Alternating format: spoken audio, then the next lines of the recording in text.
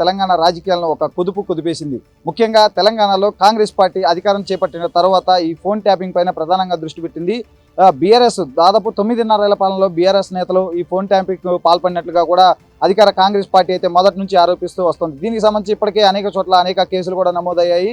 ఇక ఈ మొత్తం ఫోన్ ట్యాపింగ్ వ్యవహారానికి సంబంధించి ఇప్పటికే పలువురు అధికారులను కూడా పోలీసులు అయితే అరెస్ట్ చేశారు, అదుపులోకి తీసుకున్నారు. వారందరినీ కూడా విచారిస్తున్నారు. అసలు ఫోన్ ట్యాపింగ్ వ్యవహారం వెనక ఎవరున్నారు, ఎవరు చేయించారు, అలాగే ఫోన్ ట్యాపింగ్ ఎవరి ఫోన్లు ట్యాప్ చేశారంటే ఇప్పటివరకు మనం చూస్తున్నాం అనేక ఆరోపణలు అయితే వస్తున్నాయి. ఈ తెలంగాణలో ప్రముఖ రాజకీయ నేతలతో పాటు అలాగే సినీ ప్రముఖులు వీళ్ళందరికీ కూడా ఫోన్ ట్యాపింగ్ చేశారంటూ కూడా అనేక ఆరోపణలు అయితే అనేక వార్తలు అయితే వస్తున్నాయి. సో వీటికి సంబంధించి నిజంగా అసలు ఫోన్ ట్యాపింగ్ ఎవరు చేయించారు, దీని వెనక ఎవరున్నారు, ఎవరెవరు ఫోన్ ట్యాప్ చేశారు అనే దానిపైన అయితే ఇప్పటికే పోలీసులు అయితే విచారణ అయితే వేగవంతం చేశారు. ఇక దీనికి సంబంధించి తెలంగాణలో జరిగిన ఈ ఫోన్ ట్యాపింగ్ వ్యవహారం ఒక తెలంగాణలో కాదు దేశవ్యాప్తంగా కూడా ఒక సంచలనంగా మారిందనే చెప్పుకోవచ్చు. సో ఇటువంటి సంచలనమైన ఫోన్ ట్యాపింగ్ వ్యవహారంలో తాజాగా ఒక కీలక పరిణామం అయితే చోటు చేసుకుందని చెప్పుకోవచ్చు. ఇప్పటికే ఈ ఫోన్ ట్యాపింగ్లో ఇప్పటికే అధికారులను అదుపులోకి తీసుకొని అరెస్ట్ చేసిన అధికారులు పోలీసులు వారిని విచారిస్తున్నారు. సో ఇప్పటివరకు అయితే అధికారులు అరెస్ట్ అయ్యారు, అధికారులను విచారిస్తున్నారు పోలీసులు. అయితే తాజాగా చూసుకుంటే మనం ఇందులో ఖచ్చితంగా రాజకీయ నాయకుల ప్రమేయం కూడా ఉన్నట్లుగా కూడా భావించిన పోలీసులు ఇప్పుడు తాజాగా బీఆర్ఎస్ పార్టీకి సంబంధించిన మాజీ ఎమ్మెల్యేలు 4గురికి నోటీసులు కూడా జారీ చేశారు. వారి ఈ ఫోరెన్సిక్ ల్యాబ్ రిపోర్ట్ ఆధారంగానే వారిని గుర్తించి వారికి నోటీసులు ఇచ్చినట్లుగా కూడా మనకు తెలుస్తోంది. ఇక ఈ 4గురిని కూడా పిలిచి విచారించే అవకాశం ఉంది. ముఖ్యంగా చూసుకుంటే ఆ 4గురు మాజీ ఎమ్మెల్యేలు కూడా ఉమ్మడి నల్గొండ అలాగే ఉమ్మడి మహబూబ్ నగర్ జిల్లాకు చెందిన బీఆర్ఎస్ మాజీ ఎమ్మెల్యేలుగా కూడా మనకు తెలుస్తుంది. ఇక మనం చూసాం ఇప్పటివరకు అధికారులను మాత్రమే అరెస్ట్ చేశారు. వారి దగ్గర నుంచి ఈ ఫోన్ ట్యాపింగ్ వ్యవహారం వెనక ఉన్న తీగని అంటే డొంకనంతా పోలీసులు అయితే లాగుతున్న పరిస్థితి అయితే ఉంది. ఇక తాజాగా మనం చూసుకుంటే ఇటీవల చూసుకుంటే నగరికల్ మాజీ ఎమ్మెల్యే బీఆర్ఎస్ నేత చిరుమర్తి లింగయ్య కూడా పోలీసులు అయితే నోటీసులు ఇచ్చారు. ఫోన్ ట్యాపింగ్ వ్యవహారంలో ఈయన ప్రమేయం కూడా ఉన్నట్లు ఫోరెన్సిక్ రిపోర్ట్ ఆధారంగానే నోటీసులు ఇచ్చినట్లుగా కూడా పోలీసులు అయితే చెప్తున్నారు. సో ఇక చూసుకుంటే ఈ చిరుమర్తి లింగయ్య విచారణ ఆధారంగా ఆ తర్వాత 4గురిని కూడా పిలిచి మాజీ ఎమ్మెల్యేలు ఎవరైతే ఉన్నారో ఇప్పుడు నోటీసులు జారీ చేసిన ఎమ్మెల్యేలు 4గురు ఎవరైతే ఉన్నారో ఆ 4గురిని కూడా పిలిచి విచారించే అవకాశం ఉన్నట్లు కూడా మనకు తెలుస్తుంది. సో అంటే దీని వెనక ఎవరున్నారు, ఇప్పటివరకు అధికారులు మాత్రమే అరెస్ట్ అయ్యారు.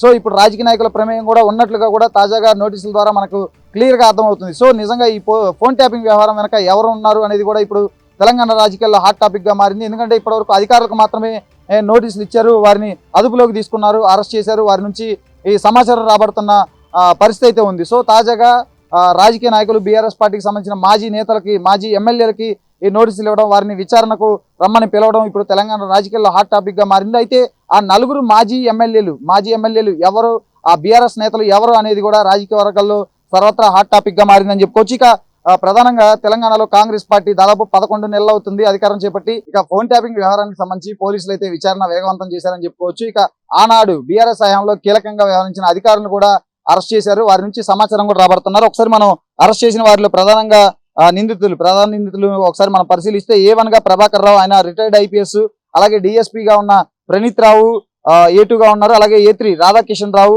A4 భుజంగ రావు, అలాగే A5 తిరుపతన్న అదనపు ఎస్పీగా ఉన్నారు ఆయన. ఇక రిటైర్డ్ అదనపు ఎస్పీ వేణుగోపాలరావు, గట్టుమల్లు భూపతి అరెస్ట్ అయ్యారు.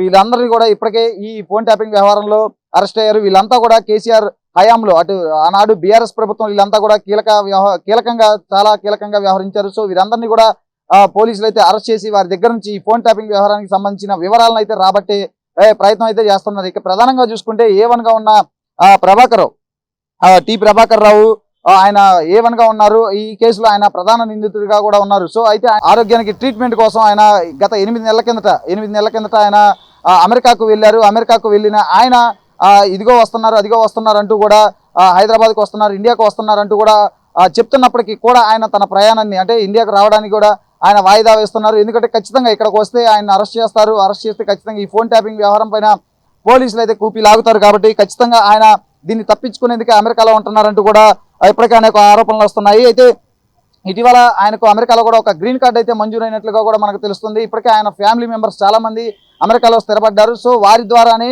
ఈ ప్రభాకర్ రావు కూడా అక్కడ గ్రీన్ కార్డ్ అయితే పొందినట్లు కూడా మనకు తెలుస్తుంది. సో ఇప్పుడు ఇలాంటి తరంలో ఇప్పుడు ఈ ఫోన్ ట్యాపింగ్ వ్యవహారంలో కీలక నిందితుడిగా ఉన్న ప్రభాకర్ రావును ఇండియాకు ఏ విధంగా రప్పిస్తారనేది కూడా చాలా ఆసక్తికరంగా మారింది. సో ఇదంతా ఒక ఎత్తు అయితే ఇప్పుడు తాజాగా అంటే ఇప్పటివరకు మనం చూసుకున్నాం ఈ కేసులో కేవలం అధికారులు మాత్రమే అరెస్ట్ అయ్యారు. తాజాగా చూసుకుంటే నకరికల్ మాజీ ఎమ్మెల్యే చిరుమర్తి లింగయ్యకు తొలుత పోలీసులు నోటీసులు ఇవ్వడం, విచారణకు రమ్మంటాం.